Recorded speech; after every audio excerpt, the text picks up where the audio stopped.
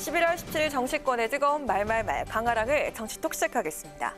오늘의 첫 번째 정치톡은 오죽하면 나를 고발입니다. 이상민 행안부 장관이 어제 국회 행정안전위원회에 출석해서 한 발언인데요. 지난 14일이죠. 소방노조가 경찰청 특별수사본부에 이 장관을 고발했는데요. 직무유기 및 업무상 과실치사상의 혐의로 피의자 신분이 된 이 장관은 소방노조가 오죽하면 이랬겠냐면서 심경을 전했습니다. 이분들이 마음이 오죽했으면 이렇게 하실까 해서 정말 침통하고 마음이 아팠습니다. 얼마나 열심히 했는데 그렇게 수사를 받게 됐을 때 그 심정이 오죽할까 그런 생각이 제일 먼저 들었습니다. 소방대원들의 심정을 이해한다면서 마음이 아프다고 밝힌 이상민 장관. 하지만 수사를 피해가긴 어려워 보이는데요. 수사에 필요한 절차는 모두 진행하겠다면서 강제 수사 여지도 남겼던 특수본은 오늘 행정안전부와 서울시청 그리고 서울시 자치경찰을 상대로 압수수색에 나섰습니다. 이 장관이 직접적인 책임이 있는지 또 주의 의무가 있었는지 법리를 따져볼 것으로 보입니다. 뿐만 아니라 어제 행안위에선 이상민 장관의 거취에 대한 지적도 빠지지 않았습니다. 대통령께 사의를 한번 표시한 적이 있습니까? 사실상 백지 사표를 낸 거와 똑같은 상황입니다. 정무직은 한쪽 주머니에 항상 사표를 들고 다니는 사람들입니다. 책임을 회피하고자 하는 마음은 전혀 없습니다. 이태원 참사 당시 현장 책임자였던 이임재 전 용산경찰서장과 류미진 총경도 행안위의 증인으로 출석을 했죠. 참사 당일 행정 논란이 있었던 두 사람 답변에 여야 의원들은 질타를 이어갔습니다.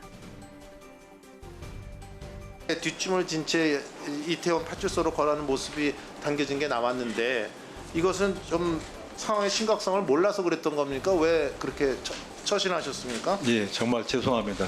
부끄럽고 참담하지만 그때까지 정확한 현장 상황을 몰랐기 때문에 보고를 받아야 할 사람, 알아야 할 사람들이 다 모르고 보고를 못 받았다는 걸로 일관하는 거예요. 당일 상황 관리관으로서 성실하게 근무하지 못한 부분에 대해 가슴 깊이 반성하고 있습니다.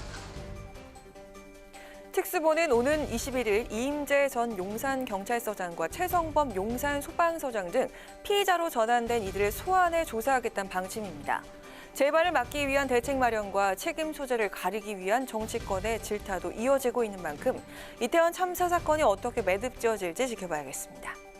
이어서 오늘의 두 번째 정치톡은 귀신이 씌어섭니다. 박지원 전 국정원장이 6년 만에 민주당에 복당 신청을 했는데요. 그 이유에 대해서 박 전 원장은 이렇게 밝혔습니다. 귀신이 쓰여가지고 안철수 신당으로 간 것이 내 인생이나 정치의 가장 큰 실수였단 말이에요.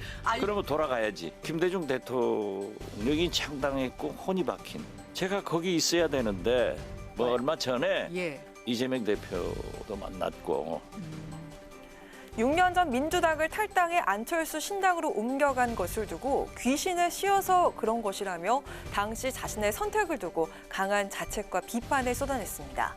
최근 이재명 대표와도 만나서 복당에 관한 이야기를 나눴다면서 강한 의지를 드러냈습니다. 그렇다면 박 전 원장은 이토록 간절했던 민주당 적을 왜 던져버린 걸까요? 민주당 탈당을 말하자면 2016년으로 거슬러 올라갑니다. 더불어민주당의 전신인 새정치민주연합을 탈당한 박 전 원장에게 당시 국민의당 안철수 대표가 영입을 시도한 건데요. 그러면서 둘의 인연은 시작됐었죠.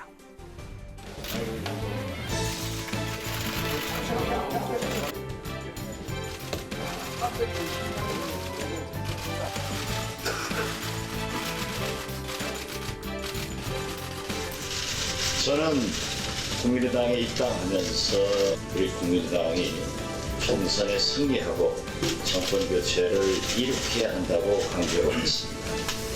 광주는 역시 살아있었습니다.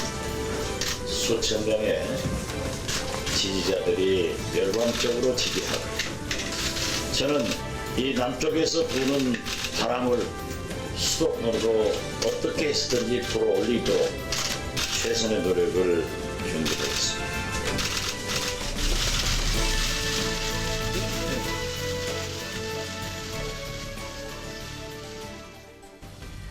국민의당에서 함께하던 두 사람은 706일 만에 이별을 하게 됩니다. 합류 초반 나름의 호흡을 자랑하던 두 사람은 이별하면서 남보다 못한 사이가 되기도 했습니다. 이를 두고 일종의 전략적 제휴를 맺었던 것 아니겠냐는 평가를 받기도 했었죠. 박 전 원장은 안철수 의원과 이별 후 굴곡진 정치사를 반복했었습니다. 민주평화당을 거쳐서 대한신당을 창당하기도 했고요. 대한신당을 거쳐서 민생당을 결성하는 등 이합 집산의 연속이었습니다.